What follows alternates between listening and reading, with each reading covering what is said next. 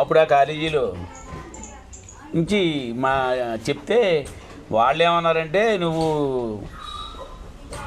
ధైర్యంగా వెళ్ళిపోతున్నావు, రేపు పొద్దున్న నీకు ఏ ఇబ్బంది వచ్చినా మేము ఉన్నాం, ఇబ్బంది వచ్చినప్పుడు కానీ నీ పోస్ట్ అక్కడే ఉంటుంది అలాగా అని చెప్పేసి సపోర్ట్ చేశారు. వాళ్ళ గురువు గారు కూడా బాగా సపోర్ట్ చేశారు, రామ్మోహన్ రెడ్డి గారు. దాంతో ఆయన మొత్తం బయలుదేరి సినిమా ఫీల్డ్కి వెళ్ళాడు. మొత్తానికి ఫ్యామిలీ సపోర్ట్ బాగుంది.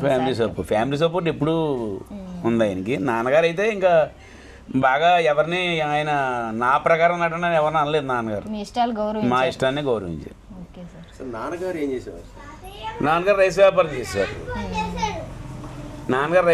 చేసేవారు. ఎంతవరకు చదివారు సార్ సుకుమార్ గారు? రాజీవ్ గారు డిగ్రీ అమ్మా, బిఎస్సి. ఇప్పుడు ప్రస్తుతం ఆయన సక్సెస్ని ఎంజాయ్ చేస్తున్నారు. మీ ఫ్యామిలీ అంతా ఎలా ఫీల్ అవుతున్నారు? మీ ఫ్యామిలీ మరి మాకు సంతోషమే కదమ్మా, సంతోషమే కదా. ఆయన స్థాయిలో ఉన్నాడంటే మేము గర్వపడతాం కదా.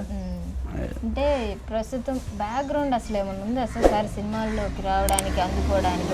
ఇంత కష్టపడి 2 సంవత్సరాలు ఇంట్లో తెలియకుండా మేనేజ్ చేసి సినిమా ఇండస్ట్రీకి వెళ్ళారు. అసలు ఆసక్తి కలగడానికి ఎక్కడన్నా ఆసక్తి ఫ్యామిలీలో అంటే మా నాన్నగారు కళాకారుడు.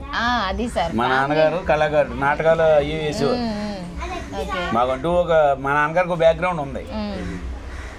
ఆయన నాటక సత్యసక్కుబాయి, దొంగవేరుడు ఇటువంటి ఒక నాటకాల్లో పాల్గొనేవారు. అప్పుడు ఒక టీం ఉండేది, ఇది రవీంద్ర కళాభారతి అని ఏదో పేరుండేది, నాకు సరిగ్గా తెలీదు. ఈ రాజుల ప్రాంతంలో నాటకాలు వేసేవారు. వీళ్ళ ట్రూప్ ఉండేది, ఈ ట్రూప్ అంతా నాటకాలు వేసేవారు.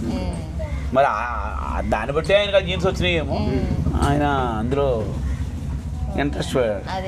సుకుమార్ గారు డాక్టర్ గారికి అవార్డు రావడం, నేషనల్ అవార్డు రావడం, అది ఎలా సార్? ఆ జీన్స్ మళ్ళీ అలా వచ్చాయి? ఆ జీన్స్ అంటే అమ్మాయి మామూలుగానే ఆసక్తి లోపల ఉంది ఆ అమ్మాయికి.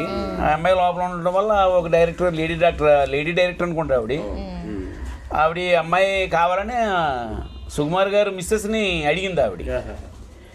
అడిగితే సుకుమార్ గారు మా మిస్సెస్ సుకుమార్ గారిని అడిగితే సుకుమార్ కూడా నన్ను సపోర్ట్ చేశాడు.